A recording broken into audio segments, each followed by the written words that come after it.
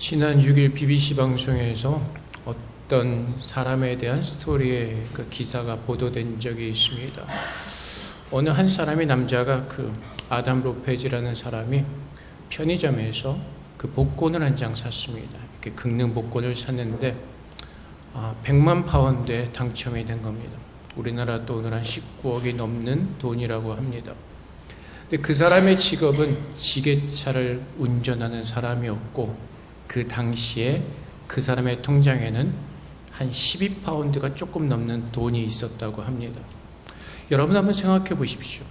통장에 12파운드밖에 없었고, 그럼 그 사람이 살아가면서 굉장히 경제적으로 힘들고 어려운 근심과 걱정이 있었을 겁니다.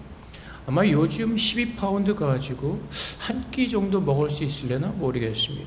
그러니까 통장에 그 정도의 돈밖에 없었는데 갑자기 100만 파운드라는 돈이 당첨이 되었습니다. 그 사람이 어떻게 했겠습니까? 바로 직장을 그만두고 호화 생활을 누리기 시작합니다. 파티와 여러 가지 등등. 그런데 3개월 뒤에, 아마 7월 달쯤에 그 사람이 복권이 된 것 같은데, 3개월 뒤 9월인가요? 갑자기 폐쇄전증 병에 걸려가지고 구급차에 실려간 겁니다. 그리고 한 8일 동안 생사를 헤매는 그런 경험을 했다고 합니다. 그 사람이 깨어나서 이제 BBC 기자에게 하는 말이, 아무리 많은 돈이 있어도 구급차에 뒤에 실려가면서 생각을 해보니까 그것이 전부가 아니라는 생각이 들었습니다. 라는 그런 기사가 나온 적이 있습니다.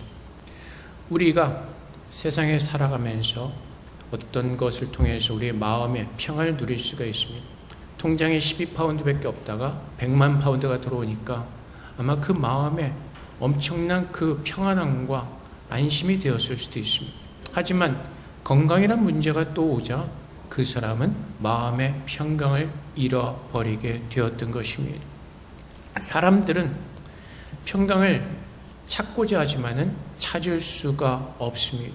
어느 조건을 통해서 어느 정도의 만족을 통해서 잠깐의 평강을 얻을 수 있지만은 영원한 평강을 얻을 수 없는 것이 우리가 살아가는 이 세상에서의 현실인 것입니다. 그래서 오늘 주님께서는 바울을 통해서 데살로니가 교회 성도들에게 환난을 당하고 힘들게 믿음 생활을 하고 있는 데살로니가 성도들에게 주님께서 말씀하시기를, 우리가 누릴 수 있는 그 평강은 오직 평강의 주께서만 친히 우리에게 주신다는 것을 선포하고, 또한 그 말씀을 통해서 우리에게 참 평강을 누리라고 우리에게 말씀해 주고 계시는 것입니다. 이제 우리는 오늘 데살로니가 후서의 마지막 그 말씀을 나누고 있습니다. 이 말씀을 통해서 정말 우리가 세상에서 누릴 수 있는 이 평강이 어디에서 얻을 수가 있고 우리가 무엇을 붙들어야 되는지 정확하게 하나님께서는 우리에게 말씀해 주고 계시는 것입니다. 그래서 세상 사람들은 평강의 조건을 세상에서 찾습니다. 신문 보니까 갑자기 비트코인이 급락을 해서 많은 사람들의 마음이 힘들어졌을 겁니다. 어저께 요한이가 어떤 나스닥인가 그 차트를 보여주는데 증권도 완전히 바닥을 친 그 그래프를 보여주었습니다. 아마 거기에 마음을 쏟고 있던 사람들은 그런 그래프와 아니면 비트코인이 급락한 것을 보면서 아마 마음이 철렁하고 아마 많은 근심과 걱정이 생겼을 것입니다. 그래서 하나님은 분명히 말씀하시기를, 우리는 이 세상에서 평강을 얻을 수 없다고 말씀하십니다. 그래서 학개 1장 6절 말씀에서도 너희가 많이 뿌릴지라도 수확이 적으며 먹을지라도 배부르지 못하며 마실지라도 흡족하지 못하며 입어도 따뜻하지 못하며 일꾼이 삭슬 받아도 그것을 구멍 뚫어진 전대에 넣음이 되느니라. 이렇게 말씀하시면서 하나님은 분명히 우리에게 말씀하시기를, 이 세상의 어떠한 것으로도 우리가 평강을 누릴 수 없다고 분명하게 말씀하십니다. 그 이유는 모든 사람들이 악인이기 때문에 그렇습니다. 이사야서 57장 21절 말씀에서도 내 하나님 말씀에 악인에게는 평강이 없다 하셨느니라. 악인이 무엇이죠? 세상에서 말하는 나쁜 죄를 짓는 무슨 김정은이나 푸틴 같은 그런 사람들을 악인이라고 하는 것이 아니라 하나님을 모르는 사람들, 하나님 편에 서 있지 않는 그 모든 사람들을 성경에서는 악이라고 말하는 것입니다. 오직 세상의 선한 분은 하나님밖에 없으시기 때문에 하나님 편에 서 있지 않는 모든 사람들은 죄인이고 악인인 것입니다. 그래서 하나님께서는 분명하게 말씀하시기를 악인에게는 평강이 없다고 말씀하시고, 우리가 이 세상에서 누릴 수 있는 참 평강은 오직 평강의 왕이신 주님께서만이 우리에게 주실 수 있다고 성경은 분명하게 오늘 우리에게 말씀하고 계십니다.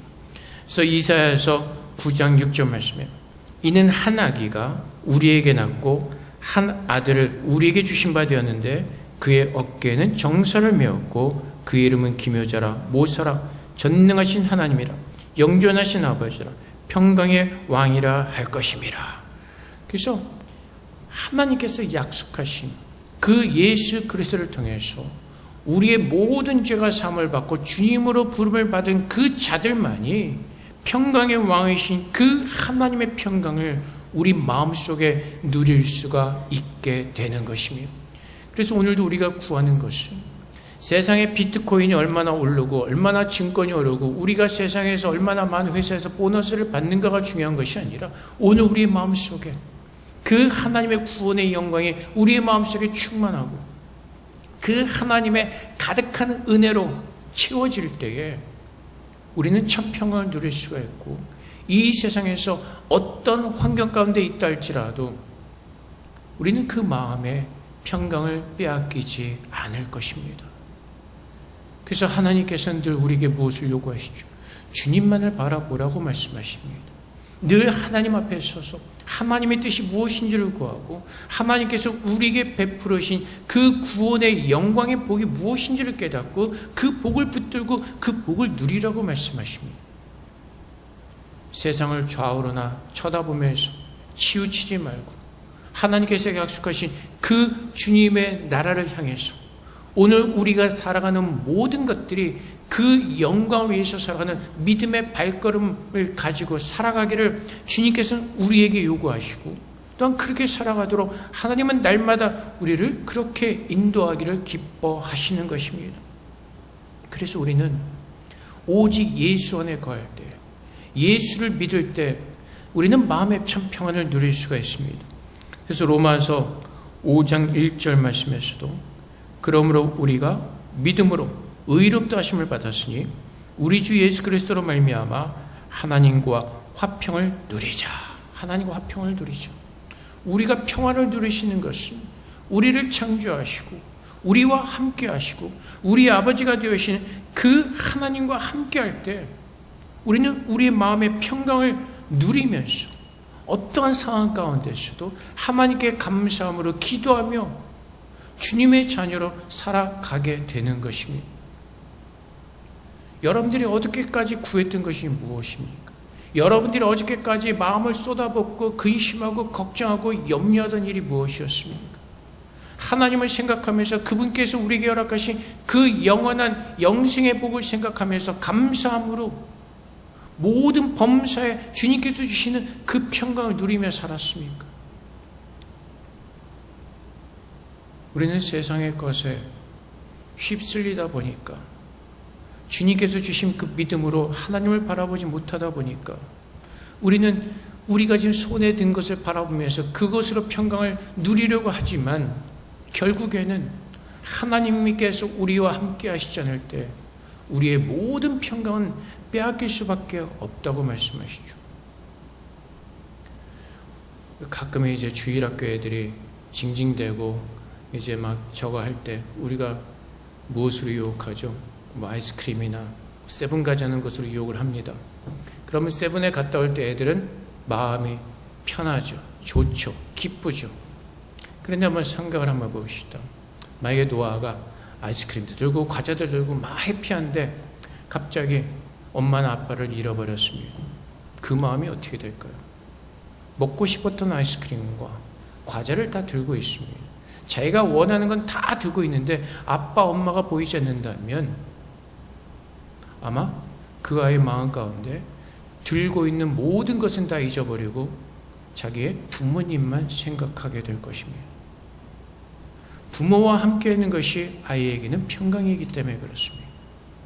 우리는 이것을 가지면, 저것을 가지면 행복하고 편하고 평강을 누릴 수 있다고 생각하지만은 우리가 하나님을 떠날 때 그 모든 것이 아무 소용이 없다는 것을 우리는 깨달아야 될 것입니다.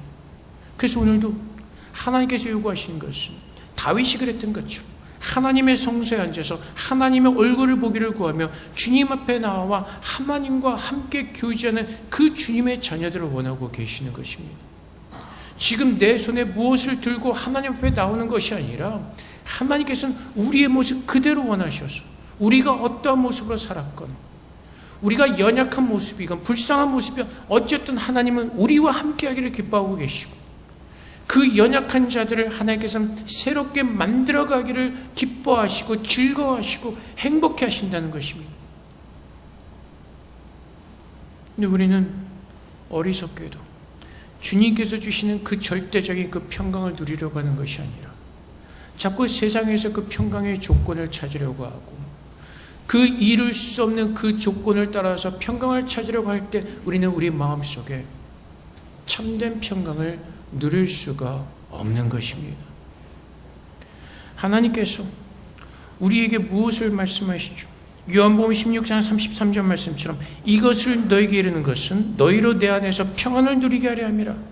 세상에서는 너희가 환난을 당하나 담대하라. 내가 세상을 이겼노라. 세상은 우리에게 평강을 주지 않습니다. 근데 주님께서는 이 모든 세상을 이기셨고 주님 안에 거하는 자들에게 참 평안을 누리게 하시겠다고 약속하십니다. 이 말씀을 붙드는 자들이 정말로 예수를 믿고 구원을 받은 자들이 예수를 믿는 그 삶을 살 때 최악의 상황에 처한다 할지라도 주님을 바라보면서 주님께서 주시는 그 마음의 평강을 누리게 되는 것입니다. 1800년대에 그 무디라는 유명한 그 복음 전도자가 있었습니다. 정말 세계를 다니면서 많은 사람들에게 복음을 전했습니다. 근데 그 무디를 돕던 그 후원자 중에 그 친했던 친구 중에 그 호레이쇼 스태포드라는 사람이 있습니다. 정확한 이름이 지금 기억이 안 나는데 호라티오 스태포드, 그 사람이 있었습니다. 시카고에서 유명한 변호사였고 많은 재산을 가지고 있던 사람이었습니다. 근데 그가 시카고의 그 대화재 사건 때 많은 재산을 잃어버립니다. 그리고 하는 일도 되지 않고 그래서 낙심할 때 안식년을 갖기로 결정을 합니다. 그리고 마침 무디가 영국에서 전역을 다니면서 집회를 한다고 해서 안식년을 가지면서 그런 무디와 함께 사역을 하고자 하는 그 생각을 가지고 있었고 그 계획대로 이제 영국으로 온 가족이 가려고 했습니다. 그래서 영국으로 배를 타려고 출항하려고 하는데 마침 어떤 비즈니스적인 문제가 생겨서 그 스태포드는 자기 가족들만 먼저 보내고 나중에 합류하기로 이렇게 결정을 합니다. 그런데 그가 이제 시카고로 돌아왔을 때 며칠 뒤에 전보를 받습니다. 그 가족들이 타고 가던 배가 다른 배랑 부딪혀서 그 딸들이 다 사망하고 물속에서 죽고 그 안에만 간신히 살았다는 그 전보를 받게 되는 것입니다. 얼마나 비참합니까?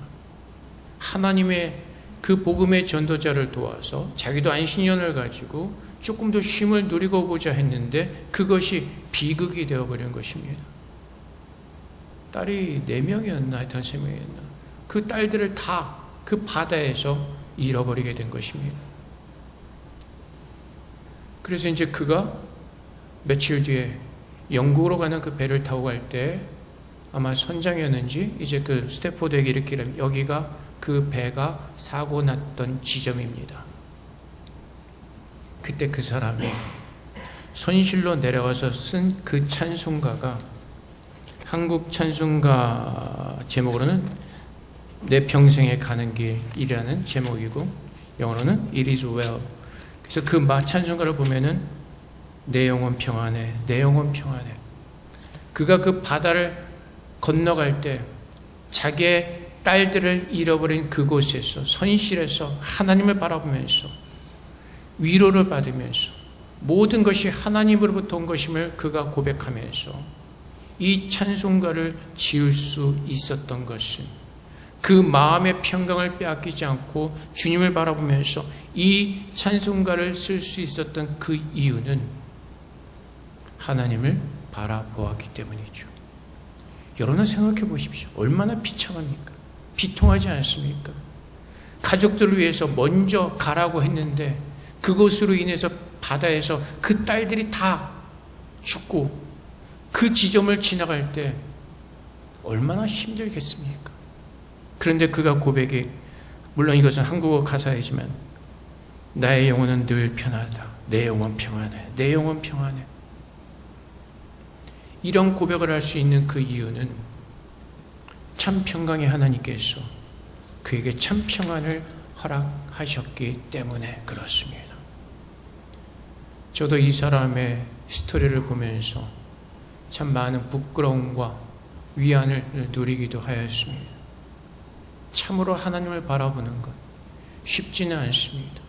하지만 하나님께서 오늘도 우리와 함께 하시고 우리에게 믿음을 주신 것을 우리가 깨닫고 그 믿음으로 하나님을 바라본다면 스테포드와 같은 그런 마음으로 하나님을 바라보면서 오늘 매일 친히 때마다 일마다 우리에게 주시는 그 평강을 우리는 똑같이 누릴 수가 있을 것입니다. 그래서 빌립보서 4장 7절 말씀에 그리하면 모든 지각에 뛰어난 하나님의 평강이 그리스도 예수 안에서 너의 마음과 생각을 지키시리라. 모든 지각에 뛰어난 하나님의 평강이 그리스도 예수 안에서 우리의 마음과 생각을 지키실 것이라고 말씀하십니다. 하나님의 지혜로 하나님의 말씀으로 그 생명의 영생의 말씀을 붙들고 그 말씀을 믿는 모든 자들에게 그 말씀으로 인하여서 우리의 마음을 붙들어 주시고 우리의 마음을 지키고 우리가 이 땅에서 살아가는 목적과 우리가 마지막에 돌아가야 될 그 본향이 있음을 깨닫게 하시고 그 평강을 오늘도 우리가 이 땅에서 살아갈 때 누릴 수 있도록 그 복을 우리에게 주셨다고 오늘 이 말씀을 통해서 하나님은 선포하고 계시고 데살로니가 성도 교회들이 누릴 수 있는 그 평강이 오늘도 동일하게 하나님께서 오늘 우리에게 부어주신다는 것을 우리에게 선포하고 계시는 것입니다.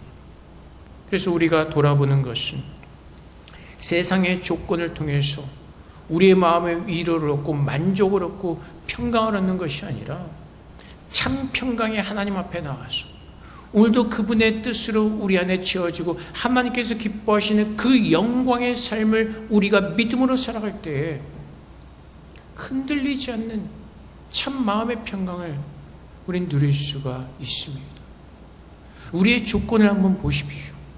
지금 우리가 살아가는 모든 환경을 보십시오. 그곳에서 참 평강을 찾을 수가 있습니까? 우리는 참 만족과 참 평강의 조건을 찾을 수가 없을 것입니다. 그런데 어리석게도 계속해서 세상에서 어떤 조건을 통해서 마음의 평강을 얻어보고자 할 때 그것이 쌓이고 쌓이고 또 쌓여서 그것이 나를 피로하게 만들고 힘들게 만들고 우리의 마음의 근심과 걱정이 더 쌓여가게 될 것입니다. 하나님께서 뭐라고 말씀하시죠? 수고하고 무거운 짐진 자는 다 내게로 오라고 말씀하십니다. 내가 너에게 짐을 지는 법을 가르쳐 줄 것이라고 말씀하십니다. 그것은 무엇이죠? 예수를 믿는 믿음 안에서 하나님께서 우리에게 주신 그 영생의 복을 우리가 믿을 때 세상의 것은 아무것도 아니라는 것을 깨닫게 되고 우리의 손에 붙잡고 있던 그 세상의 모든 짐들을 내려놓고 하나님 앞에 겸손하게 엎드려서 오늘 주님께서 나를 인도하시고자 하는 그 길을 물으며 기도하며 믿음으로 순종하는 그 삶을 오늘 살기를 구하게 될 것입니다. 그래서 하박국 선지자가 무엇이라고 고백하죠? 하박국 3장 17절부터 18절까지 말씀에 비록 무화과 나무가 무성하지 못하며 포도나무에 열매가 없으며 감람나무에 소출이 없으며 밭에 먹을 것이 없으며 우리에게 양이 없으며 외양간에 소가 없을지라도 나는 여호와로 말미암아 즐거워하며 나의 구원의 하나님으로 말미암아 기뻐하리로다. 이 말씀 뭐죠? 내가 망해도 내가 아무것도 가진 것도 없어도 여호와 하나님만으로 나는 기뻐하고 즐거워합니다. 라는 고백을 드리는 것입니다.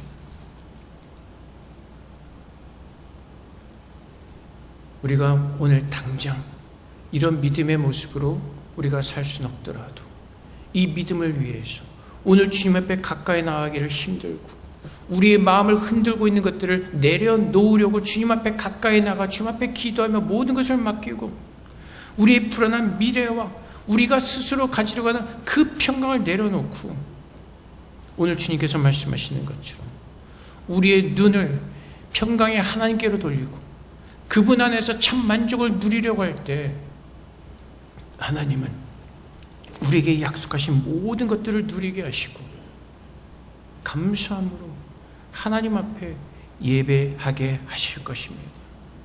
우리의 평강은 통장 잔고에 있지 않습니다. 건강에 있지 않습니다. 좀 아까 보았듯이 돈이 많아도 건강이 나쁘면 근심하고 걱정합니다. 건강에도 돈이 없으면 또 근심하고 걱정합니다. 걱정하고 근심할 일들이 쌓여 있는 것이 세상입니다.